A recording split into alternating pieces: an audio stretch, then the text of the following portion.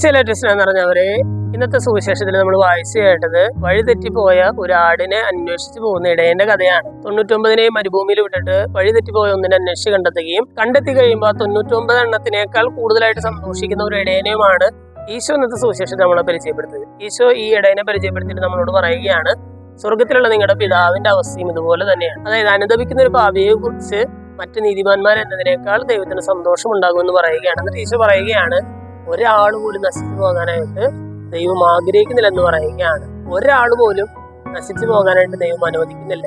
ദൈവം തന്നെ അനന്തമായ കരുണയിലേക്ക് എല്ലാവരെയും ക്ഷണിക്കുന്നു എന്നുള്ളതാണ്. വിശുദ്ധ ഫൗസ്റ്റിനോട് ഈശോ പറയുന്ന ഒരു കാര്യമുണ്ട്, ഒരു പാപിയും എന്റെ അടുക്കൽ വരാനായിട്ടും അല്ലെങ്കിൽ എന്റെ കരുണ സ്വീകരിക്കാനായിട്ടും മടിക്കേണ്ട കാര്യമില്ല എന്ന് പറയുകയാണ്. എന്നിട്ട് പറയുകയാണ്, ഈ ലോകത്തിലെ ഏറ്റവും വലിയ പാപിക്കാണ് എന്റെ കരുണ ലഭിക്കാനുള്ള ഏറ്റവും വലിയ അവകാശം എന്ന് പറയുകയാണ്. എന്ന് പറഞ്ഞാൽ ഈശോ പറയുകയാണ്, ഒരാള് ഞാൻ വലിയ പാപിയായി പോയി, ഞാൻ ഒരുപാട് പാപം ചെയ്തു പോയി എന്നതിന്റെ പേരിൽ എന്റെ കരുണ സ്വീകരിക്കാനായിട്ട്, എന്ന് പറഞ്ഞാൽ അനുദപിച്ച് മാനസാന്തരപ്പെടാനായിട്ട് മടി കാണിക്കേണ്ട ആവശ്യമൊന്നുമില്ല എന്ന് പറയുകയാണ്.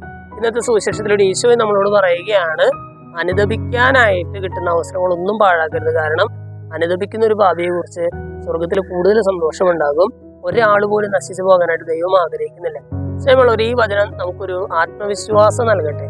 നമ്മൾ ഏതെങ്കിലും പാപം ചെയ്ത് പാപത്തിന്റെ അടിമയായിട്ട് ഇരിക്കുകയാണെങ്കിൽ ആ പാപത്തിന്റെ ബന്ധനത്തിൽ നിന്ന് തിരിച്ചു വരാനുള്ള ഒരു കൃപയ്ക്കായിട്ട് നമുക്ക് പ്രാർത്ഥിക്കാം.